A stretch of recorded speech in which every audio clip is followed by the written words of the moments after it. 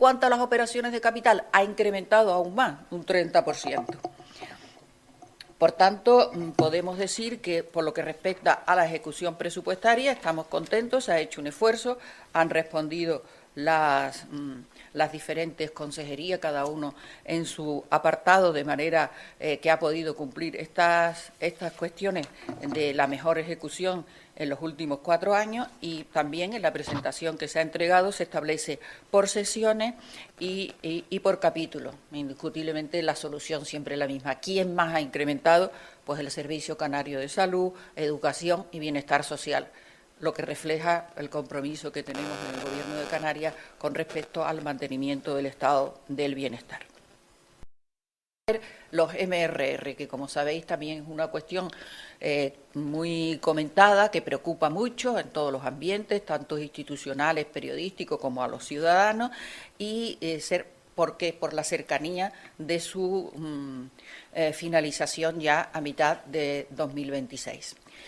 Como sabéis, los MRR, la Unión Europea se endeudó de una manera muy importante, de forma mancomunada, y los países más beneficiados de este endeudamiento fueron Italia y España. ¿Por qué? Porque eran los países cuyo Producto Interior Bruto había caído más que otros, porque somos más turísticos, y el turismo fue la actividad que más se resintió, y entonces nosotros recibimos más fondos que nadie. Nosotros los datos que damos son los datos que tiene el Gobierno de Canarias repartidos por conferencias sectoriales. Es decir, luego el Gobierno de España puede dar otros fondos directamente o a través de otros organismos. Nosotros damos cuenta de aquellos fondos en los que nosotros participamos, porque se han repartido por conferencias sectoriales. Y el total asignado a Canarias por conferencias sectoriales ha sido 1.727 millones. Se ha ejecutado 950 millones. Se han reintegrado 53 millones. Y entonces queda pendiente, a finales de 2025, 722 millones. Pero sí hay que tener en cuenta que quedan pendientes como obligaciones reconocidas 722 millones. También es cierto que en la fase D, ustedes saben que el gasto empieza una tramitación y la obligación reconocida es el final de la ejecución de gasto, pero antes hay otras etapas. Y entonces en la fase D, es decir, cuando ya hay un tercero al que se le ha asignado esa posibilidad, tendríamos también una cantidad bastante importante, 154 millones. Con estos 154 millones que se van a convertir en obligación reconocida a principios del 26, tendremos una ejecución del 67% y, por tanto, pendiente tendríamos 568 millones. A grosso modo, lo que he entendido, que la comunidad de Canarias experimenta la mayor subida porcentual de ejecución presupuestaria en los últimos 4 años, por un lado. Por otro, hablaba de los gastos consolidados por capítulos, un desglose sin los denominados MRR, en donde se observa que las operaciones corrientes crecen 555 millones hasta alcanzar los 10.596,4 millones de euros. Esto se debe al crecimiento de 293,4 millones en el capítulo de gastos de personal, que asciende hasta los 4.778 millones de euros, al incremento de 160 millones que experimentan los gastos corrientes de bienes y servicios, y también hasta conocerse el total de 2.056,3 millones de euros. La subida de los gastos financieros de 4,3 hasta los 107,5 millones de euros, y el crecimiento también del capítulo de transferencias corrientes, que aumenta en 97,4 millones para alcanzar los 3.653 millones de euros. Hace referencia también, o hacía referencia también, a ese efecto del mecanismo de recuperación y resiliencia, descontando que el efecto del mecanismo, precisamente el gasto de operaciones no financieras, se ve incrementado en un 6% frente al 7% que se desprende precisamente al contar con el llamado efecto MIR. Hablaba de los ingresos, de los resultados, del resultado presupuestario, de la deuda pública y demás.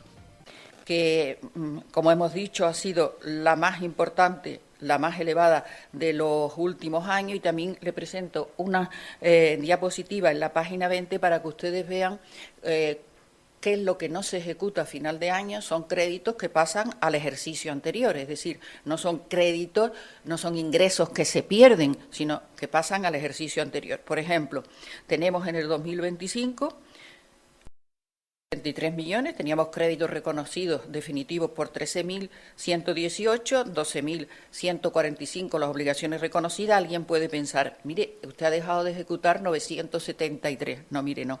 De esos 973, 750 pasan al año siguiente, porque son créditos reconocidos que no finalizan en ese ejercicio. Y, por tanto, esa cantidad que se deja de ejecutar es la que se lleva aproximadamente al superávit y supone una ejecución del 98,2%.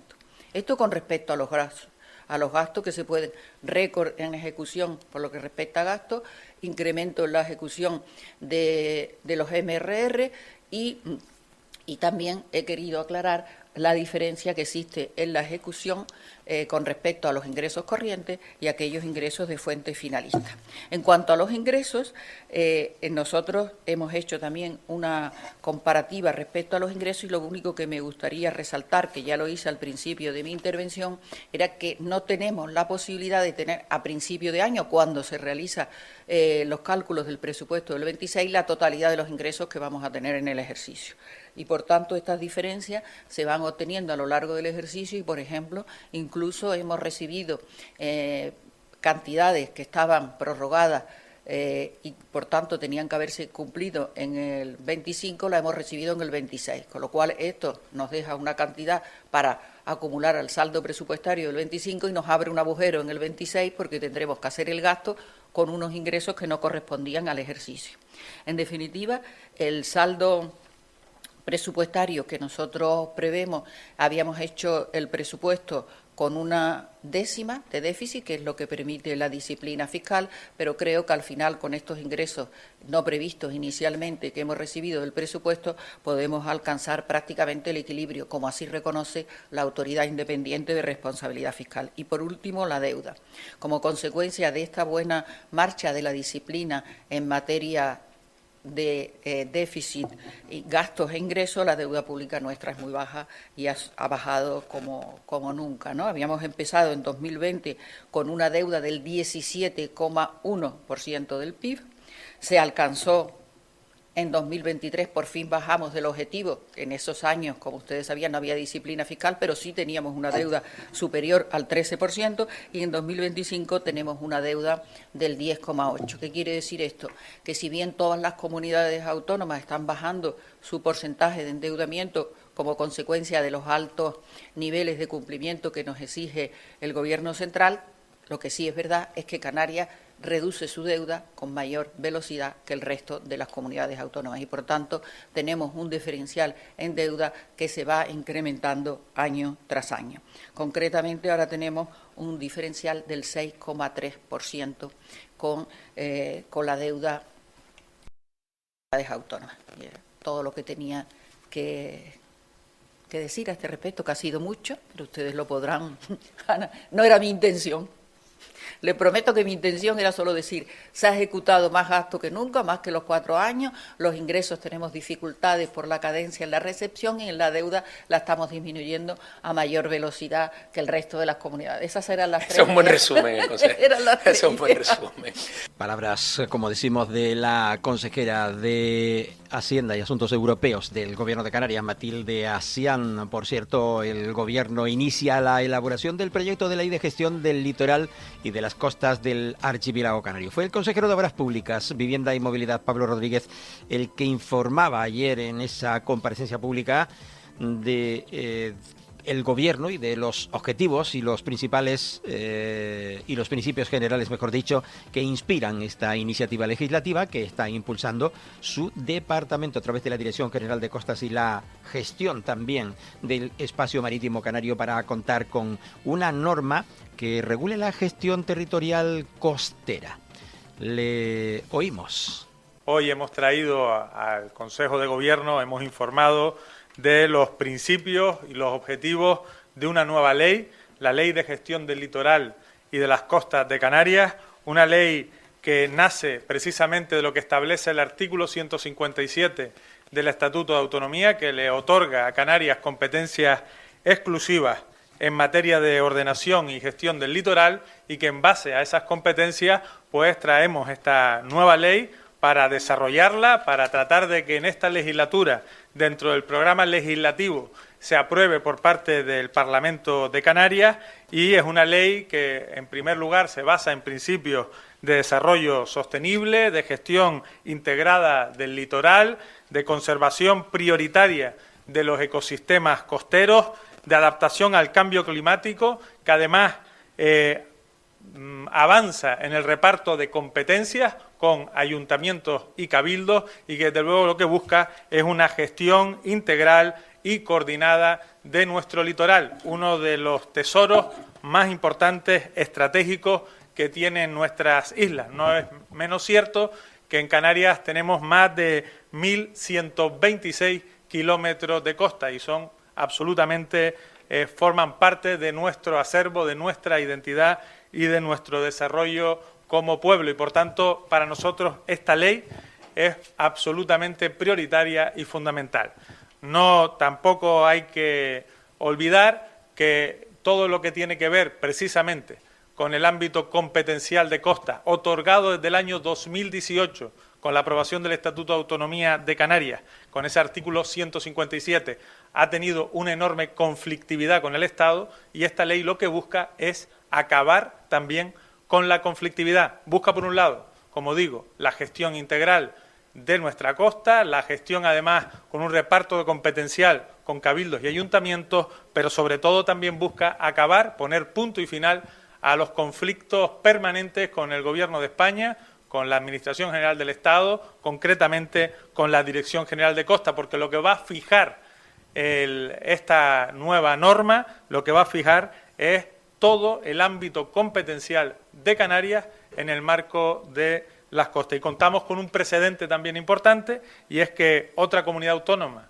como es Galicia, aprobó recientemente, ya hace unos cuantos meses, su propia ley de costas, además con una salvedad, y es que Galicia no tiene en su Estatuto de Autonomía lo que tiene Canarias en su Estatuto de Autonomía, y aún así el Tribunal Constitucional, después de un recurso del Estado, le vino a dar la razón a Galicia, que tenía competencias para legislar sobre la gestión de su litoral y su ordenación. Por lo tanto, nosotros con ese precedente iniciamos el camino para que durante este año 2026 la ley entre, el proyecto de ley, entre en el Parlamento de Canarias y por tanto se pueda aprobar en esta legislatura dentro del programa legislativo de la misma. Además, el Consejo de Gobierno de Canarias, según explicaba también, como decíamos, el portavoz Alfonso Cabello, aprobaba otros temas, llevaba el Consejo de Gobierno, que llevaba esta reunión el Consejo de Gobierno en la jornada de ayer, legalizando 4 explotaciones con un total de 2.446 cabezas de ganado aquí en el archipiélago. Fue nombrada también la directora del Instituto Canario de la Vivienda, Pino de León, después del cese de el anterior director general de Vivienda. El Consejo de Gobierno nombraba a Gustavo Pérez, nuevo director del ICAP, del Instituto Canario de la Vivienda. De todo ello, como decíamos, hablaba el portavoz Alfonso Cabello. En primer lugar, el Consejo ha aprobado hoy 4 expedientes más de legalización de explotaciones ganaderas. En este caso, las explotaciones regularizadas están localizadas en Antigua, en la isla de Fuerteventura, en San Cristóbal de la Laguna, en Tenerife, y 2 fincas en Teguise y Lanzarote. Estas nuevas legalizaciones se enmarcan dentro del plan puesto en marcha por el Gobierno para intentar defender de la mejor manera posible a nuestro sector primario, poniendo el foco además en las explotaciones ganaderas. Como saben, uno de las principales amenazas que tenían este tipo de actividades económicas era todo aquello que tenía que ver con su legalización y normalización de sus explotaciones para poder garantizar la continuidad, así como el relevo generacional. Y así han sido decenas las que ya se han ido legalizando a lo largo de los últimos meses, y se suman estas 4 más. Además, el Consejo ha aprobado esta mañana 2 nombramientos. Se nombra a Pino de León como nueva directora del Instituto Canario de la Vivienda, tras el cese de Antonio Ortega. Como saben, Pino de León era hasta ahora la responsable del Instituto Canario de Administraciones Públicas. Y En segundo lugar, se encadena el nombramiento de Gustavo Pérez como director del Instituto Canario de Administraciones Públicas en sustitución de Pino de León.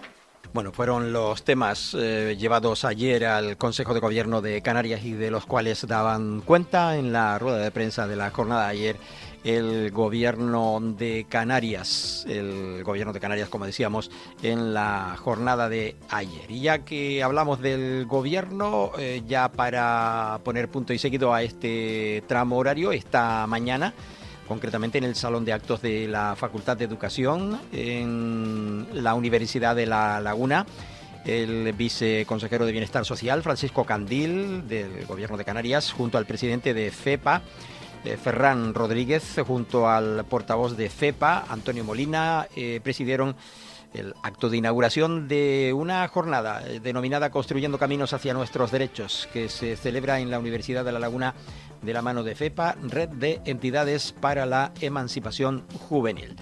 De ello seguramente les daremos cuenta en la siguiente jornada. Vamos con ese alto en el camino para luego volver y ya en el segundo bloque con más noticias de Canarias, aquí en la 10, Capital Radio en la isla de Tenerife y Capital Radio para la isla de Gran Canaria.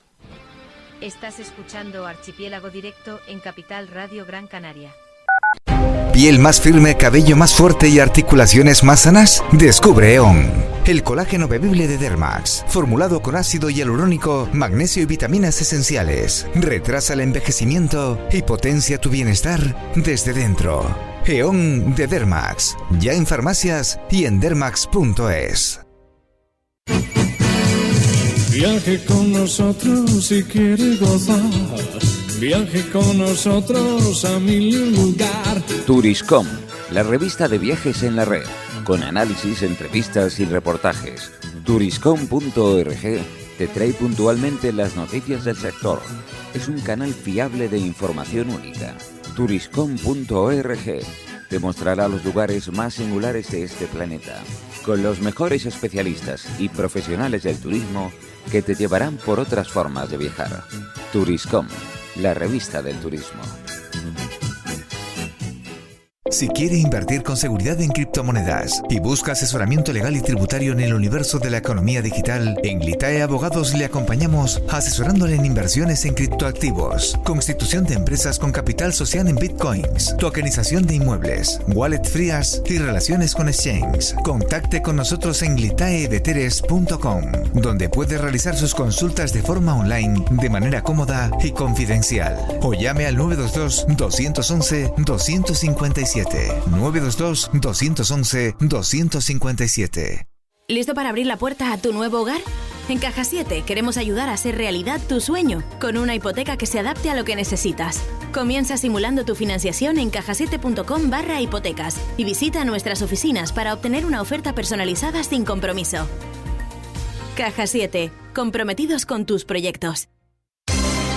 Porque somos corredores de seguros, creemos firmemente que es mejor cuando va acompañado de nuestros servicios. Segurosa cuenta con profesionales que aportan transparencia y profesionalidad. Diseñamos nuestros productos de manera personalizada buscando la seguridad y satisfacción de nuestros clientes. Segurosa trabaja con las principales aseguradoras. Para más información nos puede llamar al 922 24 6408, por WhatsApp al 688 982 922 y en segurosa.com. Super Patch, la revolución de la neurociencia en la recuperación de la fuerza, del equilibrio, del estrés, ansiedad, tristeza, trastornos del sueño, del dolor y mucho más. Ya está disponible en Canarias, seguro, rápido y fácil de aplicar. Descubre ya tu Super Patch. Es también una fantástica oportunidad para emprendedores. Llama o whatsappeanos al 691 61 0005 o entra en garciabaes.com. Para personas inquietas, Capital Radio.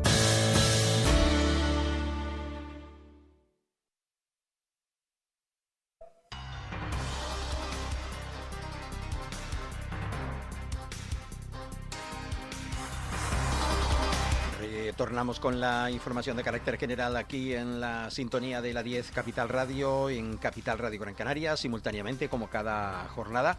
Luego, por cierto, a partir de la 1 de la tarde, una semana más con todas y todos nosotros, también en simultáneo a través de la 10 y de Capital Radio en Gran Canaria, el programa El Rompeolas con Javier Rodríguez. Será a partir de las 13 horas en esta sintonía. Luego recuerdo, si no lo olvido, los temas que va a tener el compañero a partir de la 1 de la tarde en ese espacio de entrevistas. Antes de continuar con este tiempo de archipiélago directo aquí en simultáneo en las dos emisoras de Capital Radio en las Islas Canarias, con la reunión que tuvo ayer el presidente del Gobierno de Canarias con el presidente de Primero Canarias.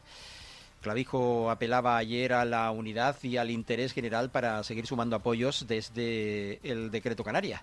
El presidente recibió precisamente ayer en las Palmas de Gran Canaria las aportaciones de Primero Canarias y reconoció la voluntad de colaboración de los municipalistas para mejorar el documento estratégico. El presidente de la formación política, Primero Canarias, Óscar Hernández, garantizaba el apoyo de su formación política a las medidas que refuercen la financiación, el desarrollo y la cohesión social del archipiélago canario. Al encuentro asistió también el consejero de Obras Públicas, Vivienda y Movilidad, Pablo Rodríguez, y por parte de Primero Canarias, su vicepresidenta Valeria Guerra, y el secretario de Organización de Municipalistas Primero Canarias, Samuel Enríquez. Durante esta reunión, el jefe del Ejecutivo Autonómico agradeció la disposición de esta organización municipalista a participar en la elaboración de este documento y destacaba la voluntad de aportar propuestas. En este contexto, el presidente Clavijo explicaba que el objetivo del Gobierno es incorporar al texto aquellas medidas que conciten el mayor consenso posible en el Parlamento de Canarias. Pues bueno, mi compañero Pablo Rodríguez y yo queremos agradecerle a Primero Canarias, a Óscar, el alcalde, que haya querido pues participar en lo que es la elaboración de un documento estratégico que es el Decreto de Canarias y que desde luego va orientado pues a formalizar de manera mucho más estable en un contexto muy incierto, muy volátil, con mayorías muy frágiles, la relación de Canarias con el Estado, ¿no? Las aportaciones la verdad es que son francamente muy buenas. Complementan perfectamente mucho del articulado que viene reflejado en el decreto, lo mejoran ostensiblemente y desde luego es un documento que vamos a tratar de que sea incluido en el texto que salga del Parlamento, en la medida que los grupos políticos, y en aquello que no pueda ser incluido, pues obviamente estará en la mesa de negociación que abriremos con el Gobierno de España. Yo creo que este es un ejemplo claro que cuando se pone el interés general de Canarias por encima de las ideologías políticas, las cosas funcionan, ¿no? Y quien quiere trabajar, quien quiere aportar, quien quiere hacer una Canarias mejor, tiene los cauces y, por supuesto, en ese aspecto nos vamos a encontrar siempre, independientemente de que se tenga o no representación o se esté o no en las instituciones. Aquí, yo con sinceridad, después de un trabajo de presentación a la FECAN, a la FECAI, Óscar precisamente como alcalde de Güemes y vicepresidente de la FECAN estuvo presente, pero también con el Consejo Asesor. Bueno, pues al final lo que estamos buscando es, en definitiva, pues que Canarias de manera proactiva tenga las herramientas necesarias para poder ellos decidir el futuro, ¿no? Estamos hablando de cuestiones que van a trascender a este mandato, a esta legislatura, pero tenemos la obligación y la responsabilidad de dejar para los próximos años a las instituciones canarias, a los ayuntamientos, a los cabildos, al Gobierno, con las herramientas suficientes para, en un momento histórico que nos está tocando vivir, tan incierto y tan volátil, pues los canarios puedan pues dirigir su propio futuro, ¿no? Y en ese sentido es el que va el Decreto de Canarias, no va contra nadie, sino todo lo contrario, va a favor de Canarias, y esperamos y deseamos que en esa negociación honesta y abierta que podamos tener con el Gobierno de España, todas estas medidas que son tremendamente positivas para el futuro de Canarias, que van desde la lucha contra el cambio climático, mejorar la redistribución de la renta Canarias, mayor igualdad social, mayor oportunidad desde el punto de vista educativo, resoluciones como por ejemplo pensiones no contributivas e ingreso vital mínimo, del que se derivan indicadores de exclusión social, pues poder complementarlos para que nuestra gente pueda salir adelante. Así que, bueno, mi compañero Pablo y yo solo podemos estar agradecidos por estas aportaciones y, desde luego, felicitar por el magnífico trabajo que han hecho pensando en el futuro de esta tierra. Explicaciones de Fernando Clavijo, vienen las del presidente de esta formación política, actual alcalde también de la Villa de Güímez en Gran Canaria, Óscar Hernández. Bueno, primero agradecer al presidente su disponibilidad para que el resto de formaciones políticas, el resto de instituciones y representantes de la sociedad civil nos permitan aportar a un documento estratégico básico muy importante para Canarias. Agradecer esa puesta sobre la mesa, ese documento base sobre el que podamos hacer aportaciones los distintos grupos políticos. En este caso, municipalistas, primero Canarias, no formamos parte, evidentemente, del Parlamento, pero que el presidente haya hecho el gesto de recibirnos también para buscar esas aportaciones, para nosotros es importante. Eso por un lado. Y por otro, también la defensa, sin ninguna duda, de este documento. Un documento que pretende, sin entrar en idearios y en confrontaciones políticas, buscar los recursos necesarios y cumplir con los compromisos adquiridos por el Estado con esta tierra. Y que nosotros defendemos desde el primer momento que todos aquellos aspectos que tengan que ver con la posible solución, financiación y otras cuestiones vinculadas al desarrollo de Canarias van a tener el apoyo, sin ninguna duda, de Primero Canarias en todo momento. Nos une en muchas más cosas vinculadas al desarrollo de nuestra tierra y con las matices que se puedan plantear en cualquier momento en alguna diferencia por alguna propuesta. Nosotros hemos planteado dentro de esta propuesta demandas que tienen que ver desde el ámbito social, por ejemplo, con las ayudas a los autónomos, ese programa exitoso por parte del Gobierno canario para los pymes y microempresas y los autónomos, que a sabiendas de ser beneficioso, se ha demostrado en el día a día, pues que se amplíe también en el marco estatal, no solo a la innovación, a los primeros que se inician en esta actividad económica, sino también a aquellos que no llegan una vez el IPREN estatal. Y el resto de medidas que tienen que ver con la extensión del IRPF, que ya existe en La Palma, se amplía La Gomera al Hierro y es verdad que ya históricamente más reconocidas en Ceuta y Melilla, aquí al resto de las islas también, ese 60% de IRPF que permita tener mayor capacidad de gasto. Y básicamente sabemos que esto es una negociación, que el Estado también tendrá que poner su parte en esta negociación, pero que principalmente si se tiene que defender que las rentas más bajas sean aquellas también más beneficiadas de esta medida. Tiene que ver con la vivienda, preocupación principal también. En ese caso coincidimos plenamente en la propuesta que hace el Gobierno de Canarias, no solo los suelos cedidos por parte del Estado y también para la financiación para los planes de vivienda, pero añadimos también un matiz que permite tener mayor garantía en cuanto a un programa a 8 años que nos permita a las administraciones públicas, y hablo ya como ayuntamiento, planificar y desarrollar esa inversión de cara al futuro. Y un matiz también que tiene que ver con que esas viviendas públicas sean para residentes que lleven más de 5 años de residencia. Otras medidas vinculadas al tema de la sostenibilidad, como la producción, almacenamiento y otros beneficios de producción energética, ayuda a la adquisición del coche eléctrico con un plus también que diferencie la situación de Canarias, o por ejemplo la demanda de la puesta en funcionamiento, un marco temporal para la eólica marina como fundamento estratégico de cara al desarrollo de la producción energética en Canarias. Básicamente esos aspectos también vinculados a aspectos de sostenibilidad con inversiones futuras en relación a la costa, a las afecciones también del cambio climático o también a las afecciones vinculadas a esos picos de calor para los espacios urbanos y periurbanos, también poder adoptar medidas que lo suavicen. Y por último, otra medida que tiene que ver con el desarrollo de un plan específico de empleo para el sector agrario, para intentar volver a recuperar ese 40% de pérdida de puestos de trabajo vinculada en este sector en la última década. Dejamos esta reunión atrás, nos vamos a otra importante que se desarrollaba ayer en la isla de Tenerife. Continúa existiendo ese seguimiento, realizándose las reuniones del Plan Especial de Protección y Atención a las Emergencias por Riesgo Volcánico en Canarias, del PEVOLCA. El Cabildo de Tenerife convocaba ayer precisamente a los representantes de 31 municipios de la isla para informarles de primera mano sobre la situación derivada de los eventos sísmicos que se registran desde el pasado 7 de febrero.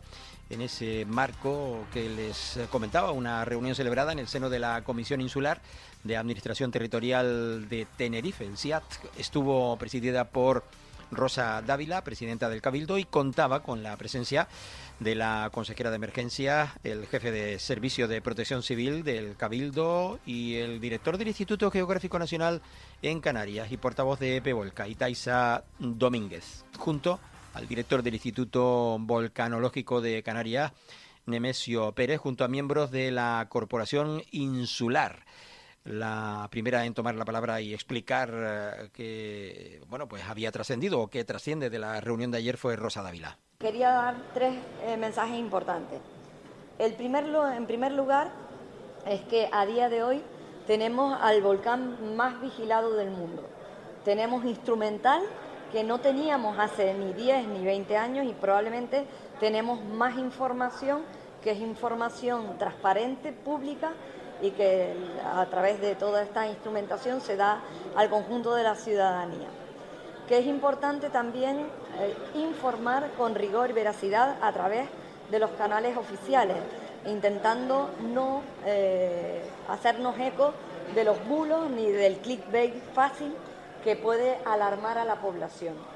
Es muy importante que la población tenga y sea consciente que vivimos en una isla, en unas islas vulcanológicamente activas. Probablemente hayamos vivido durante demasiado tiempo de espaldas al volcán.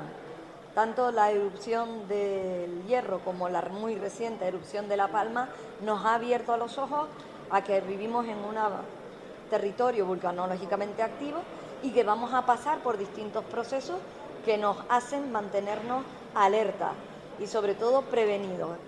Que el Cabildo de Tenerife, junto con el Gobierno de Canarias y también con los ayuntamientos, estamos más preparados a día de hoy que hace un año, que estamos actualizando los planes municipales de emergencia precisamente para poder tener a la población bien preparada a la hora de actuar en una hipotética situación de emergencia, no solamente para un evento como una posible erupción volcánica, sino cualquier evento de emergencia como los que ya hemos vivido en la isla de Tenerife.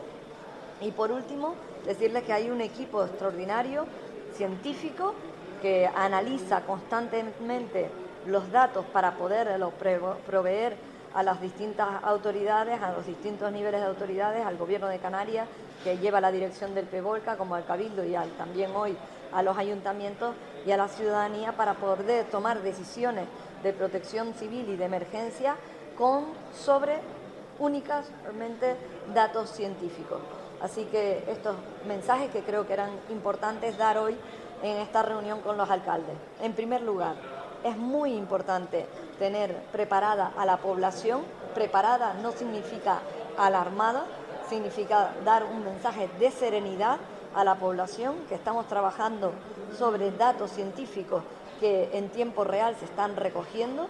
Ya a día de hoy vamos por 5 enjambres sísmicos. Ahora el director del IGN y también portavoz del PVolca les dará la información más reciente, que estamos trabajando en coordinación con los distintos agentes, tanto cuerpos y fuerzas de seguridad como Gobierno de Canarias, ayuntamientos, para que la población tenga preparados los planes de emergencia y autoprotección. Que en el último año el Cabildo de Tenerife ha avanzado de forma muy importante en poder estar más preparada la isla de Tenerife. Como ustedes ven, como ustedes saben, hicimos un simulacro de alerta, un simulacro de erupción volcánica en el municipio de Garachico, que nos permite ver esos márgenes de mejora en todos los aspectos, y que esto se está trasladando a todos los municipios, de manera que vamos a poder tener también un simulacro de erupción volcánica a finales de octubre, principios de noviembre, también en este caso en Guía de Isora y Santiago del Teide. Bueno, tras Rosa Dávila tomaba la palabra y Taisa Domínguez, como decíamos, explicando pues los pormenores de lo que había pues tratado esa reunión. Empezamos a escucharle e ir interpretando o explicándoles a ustedes qué es lo que decía. Ha habido novedades durante la noche, hemos tenido el quinto enjambre, como ya ha comentado la señora presidenta, en la misma zona de Las Cañadas, sin demasiada novedad. Y simplemente comentarles que hemos asistido a esta reunión con el Cabildo y los ayuntamientos un poco para informar y dar una versión coordinada, en este caso entre Involcan y el IGN, pero de todo lo que se ha hablado en el Comité Científico del PEVOLCA, que es consensuado y cuyas conclusiones siguen siendo las mismas hasta ahora, sin un aumento claro de probabilidad a corto o medio plazo, porque, y lo hemos explicado muchas veces, lo que esperaríamos en caso de una erosión basáltica es una actividad mucho más intensa, mucho más energética, pero, por supuesto, hay que seguir vigilando. Bueno, hay que seguir vigilando. Decía que no se han producido muchos cambios, muchas novedades, pero sí que siguen habiendo sismos, con lo cual, pues hay que continuar con el trabajo de seguimiento. Y científicamente tenemos una capacidad de detección mucho mayor que hace 10 años, y no decir ya de la época histórica. Obviamente en la época histórica no teníamos nada. Ahora tenemos una capacidad de ver cualquier tipo de actividad relacionada con el volcanismo. Solo por parte del IGN hay más de 60, 70 estaciones continuamente midiendo, por parte de Involcan seguramente otras 50, 60 estaciones, todos los ojos mirando ahí.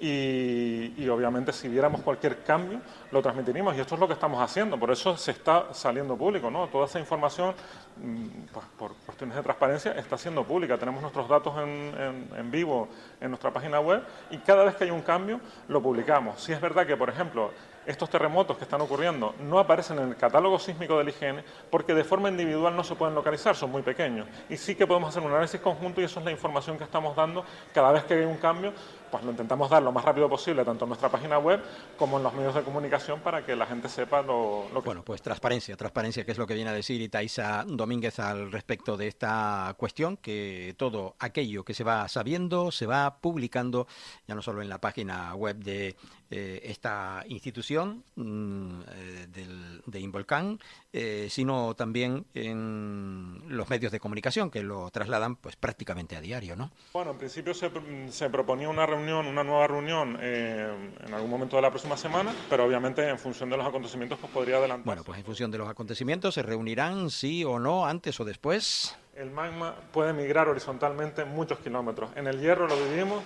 con una actividad que empezó en el norte. Le preguntaban sobre qué puede pasar, si puede haber o no movimiento del plasma. A ver, IGN y Involcan solo no. Hay 8 instituciones en el Comité Científico, las Universidades Canarias, el CSIC, el INME y demás. Y las conclusiones a las que llegamos son las mismas. Cada uno aporta sus datos y cada uno puede tener pequeñas explicaciones que sean diferentes de algunos de los fenómenos. Pero la conclusión final es consensuada. Las conclusiones son prácticamente de todos las mismas.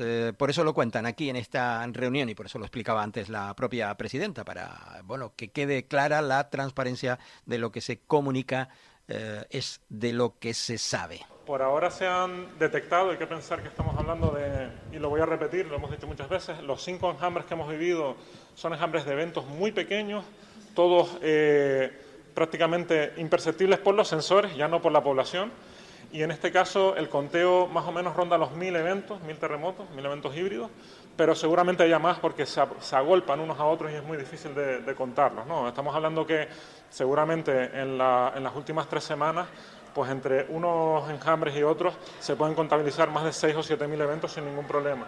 Pero eso no es relevante porque la energía de los eventos individualmente es muy pequeña y el total... 6 o 7.000 eventos con, digamos, potencias muy pequeñas, todas y cada una de ellas. Y eso no se puede sumar porque cada uno ocurre cuando ocurre, ¿no? Una fase a otra es cuestión de poco tiempo. Ya lo hemos vivido ahora.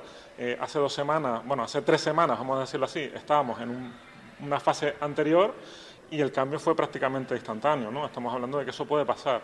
Pero sí es verdad que con el conocimiento que tenemos, sí que hemos visto que las erupciones históricas en la isla de Tenerife siempre han sido precedidas de bastante tiempo, a veces semanas, a veces años, de actividad volcánica, de actividad sísmica sentida, que es lo que conocemos, no sabemos el resto, ese es el problema que tenemos, pero sí por lo menos tenemos eso y nos da un poco de tranquilidad a la hora de poder dar un pronóstico en probabilidades siempre. Muestra como experto esa tranquilidad que le da de que los eventos tendrían que manifestarse de una forma más rotunda y contundente como para que pudiera deducirse de ello que pueda haber una erupción volcánica. A corto o medio plazo hablamos de semanas, meses, que es el tiempo que tarda en el magma en intruir por la corteza con la experiencia que tenemos previa, ¿vale? Siempre teniendo en cuenta eso. Por eso hablamos de esos tiempos y que no ha cambiado la probabilidad. Vuelvo a repetir, no es cero, porque la probabilidad nunca es cero, pero en principio no ha cambiado con lo que sería hace unos años cuando no teníamos este ruido volcánico que tenemos ahora de fondo. Bueno, lo que sí queda claro es que hay muchísimo más equipamiento, como decía él mismo, 60 o 70 estaciones, con una fiabilidad, con una, digamos, fiabilidad mucho más, con mucha más potencia, en fin, mucho más precisa, mucho más moderna, sin lugar a dudas, que no se tenía para, bueno, pues registrar en lo histórico y que sí se viene haciendo de un tiempo a esta parte y es de lo que se viene hablando, se viene comunicando. Y Taisa Domínguez. Es normal que la población, ante la información que se está dando, pues pueda estar preocupada. Por eso es importante lanzar un mensaje de serenidad, un mensaje en el que le decimos a la población que probablemente estamos más preparados hoy que hace un año, que precisamente los ejercicios y los simulacros y la preparación de los equipos de emergencia se hacen cuando no hay una emergencia y que todo ese trabajo nos permite mejorar y que indudablemente la actualización de los planes de emergencias municipales van a contribuir a dar una respuesta más eficaz, más útil a la población a la hora de una posible evacuación, que puede ser por erupción volcánica, pero puede ser, como ya vivimos en el año 2023, que prácticamente se evacuó a más de 12.000 personas en 2 horas en medio de la noche. Bueno, fueron muchísimas cosas de las que se hablaban. Ahora quien intervenía era Rosa Dávila, como la han escuchado, que destacaba que en el último año el Cabildo ha dado pasos relevantes en materia de prevención, como los propios simulacros de erupción volcánica realizados en Garachico y que permitió detectar márgenes de mejora en distintos ámbitos operativos. Esta experiencia, según explicaba, se está trasladando al conjunto de los municipios, ya que se trabaja en un nuevo simulacro previsto para finales del mes de octubre de este año 2026 o a principios de noviembre en los municipios de Guía de Isora o de Santiago del Teide. También durante la reunión se abordó la importancia de garantizar la continuidad de los servicios críticos, como pueden ser el agua, el suministro eléctrico y comunicaciones, entre otros, en ante cualquier escenario de emergencia que pueda darse, según, como decíamos, explicaba la propia presidenta. Piensen que la información sobre todo se da a través de los turoperadores y a través de los canales que tenemos con los distintos operadores turísticos. El turista que está hoy no es el que va a estar dentro de 1 año, 2 años o 5 años. Lo importante es poder informar a través de los distintos canales que tiene el Cabildo, a través de los... Bueno, se hablaba de la comunicación que se tiene con el entorno de carácter turístico, de qué manera se comunica a aquellos involucrados, en los encargados, los turoperadores, en traer a los turistas al archipiélago canario para que estuvieran atentos.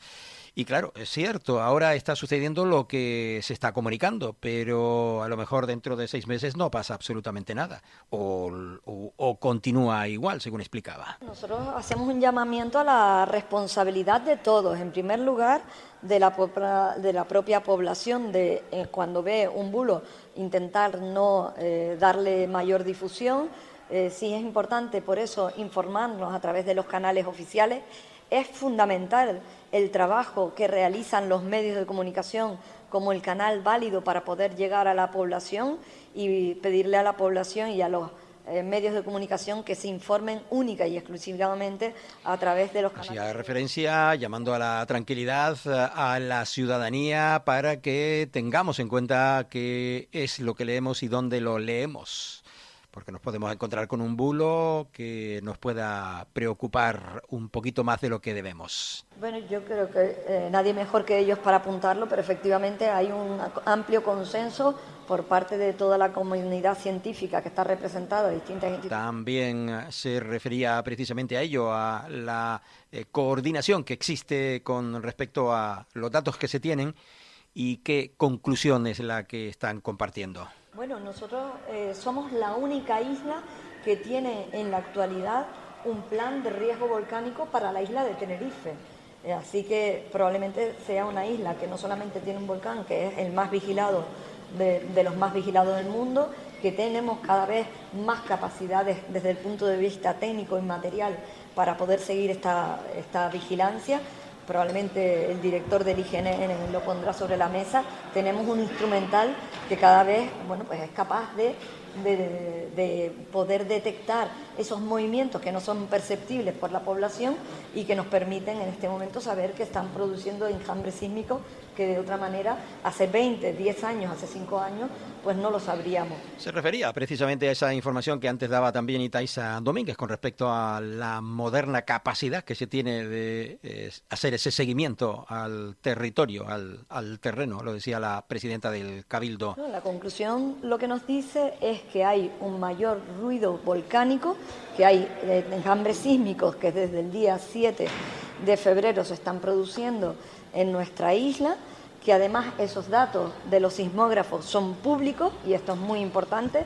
A la población ni a nadie se le oculta esta información. Toda la información disponible del comité científico, así como sus análisis y conclusiones, son transmitidas a la población y creemos que el rigor con el que se trata esta información es muy importante. El papel que juegan las administraciones, las instituciones, el comité científico. Nosotros nos basamos siempre para las decisiones en los datos que nos dan los científicos y aquí el papel también muy importante es el de los medios de comunicación, el de informar pero no alarmar, de manera que la información fluya de forma directa. Bueno, pues a modo de conclusión, la propia presidenta del Cabildo de Tenerife brindaba a los medios de comunicación este corte en el que, bueno, pues hacía ese resumen de lo que entendía también ella que habían comunicado los expertos, que están comunicando los expertos, pero sobre todo la responsabilidad que tenemos todos y cada uno de nosotros, entre ellos los medios de comunicación aquí en Canarias. Nada, llamar a la tranquilidad y seguir evidentemente con el trabajo. Nada más, a los oyentes de la 10 Capital Radio les encuentro mañana a partir de las 11 y algunos minutos. Gracias por la atención prestada. Seguimos en unos minutos con información de Gran Canaria. Estás escuchando Archipiélago Directo en Capital Radio Gran Canaria.